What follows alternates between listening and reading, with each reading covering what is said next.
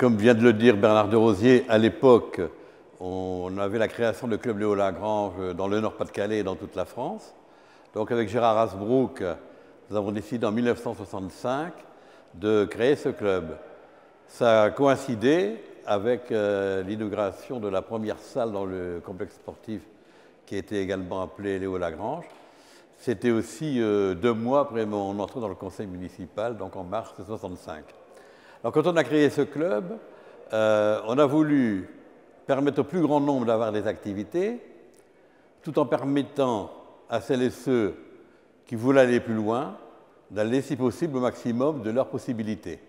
Donc on a eu régulièrement, pendant ces 50 ans, dans différentes sections sportives ou culturelles, des champions de France, des champions d'Europe, des champions du monde. On a eu des prix internationaux en photo. Donc on essaie de faire que chacun puisse aller aussi loin que possible, mais en favorisant l'action de groupe.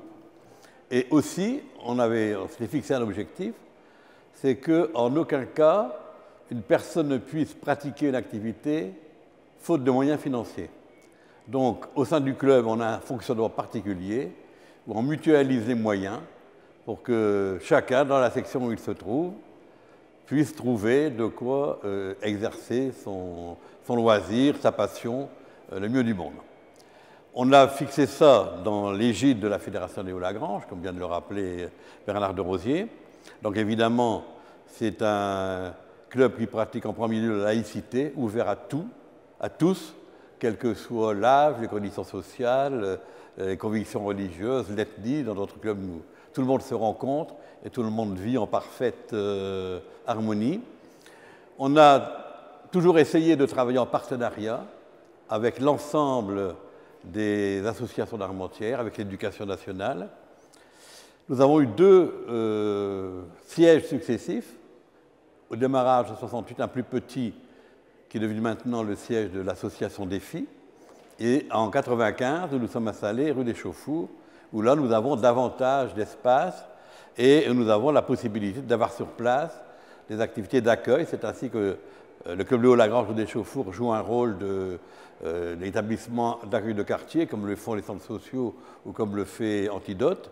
On a pu développer le secrétariat, des actions de formation, un cybercentre, une salle de danse, etc. Donc voilà des étapes marquantes. On a eu aussi, sur ces 50 ans, il faut le noter, 2 directeurs. Christian Silver, qui est arrivé en 1968 jusqu'en 2006, auquel le ministre remettra tout à l'heure la médaille de la jeunesse et des sports. Et depuis mars 2007, nous avons Louis Kérodran. Alors le Club Léo Lagrange aujourd'hui, c'est exactement 1779 adhérents à la date d'aujourd'hui. Effectivement, le Club des LM, on est toujours à 100 ou 150 près, qui a un fonctionnement un peu comme le nôtre, de beaucoup de sections. Il y a donc 18 sections organisées en sections où des activités animées par des animateurs bénévoles ou vacataires.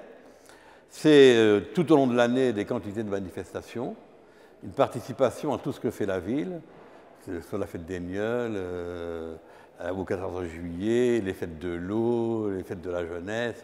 À chaque fois, nous sommes présents dans la ville. Alors pourquoi présents dans la ville? Parce que nous rayonnons sur la ville et sur les environs, mais parce que aussi, depuis le démarrage du club, sans l'appui, j'oserais dire, mais c'est un mot que peut-être pas employé en démocratie, mais sans l'appui inconditionnel de la ville, on ne pourrait pas exister. La ville nous donne une subvention conséquente, met des personnes à la disposition, nous permet d'utiliser de multiples installations.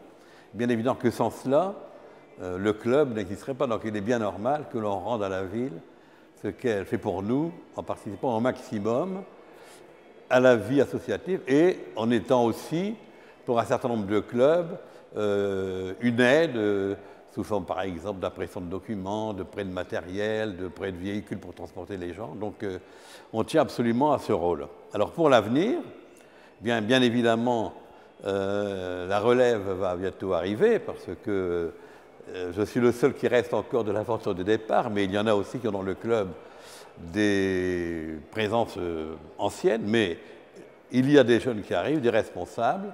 Donc, je pense que pour l'avenir, eh bien, grâce aux responsables qui peu à peu prennent de l'expérience, le club est encore appelé à vivre de belles années. Enfin, c'est ce que je lui souhaite en tout cas. Et le meilleur souvenir, bon, bah, c'est évidemment les inaugurations de nos locaux. C'est aussi la venue au club à plusieurs reprises de Pierre Mauroy. C'est les fêtes du 40e anniversaire où Gérard Harsbrook était encore à l'époque en pleine forme et avait pu participer particulièrement. Dans les meilleurs souvenirs, bien évidemment, les différentes places de nos sections dans les classements pour le rugby, pour l'athlétisme. On a fêté aussi des places de champion de France, d'Europe.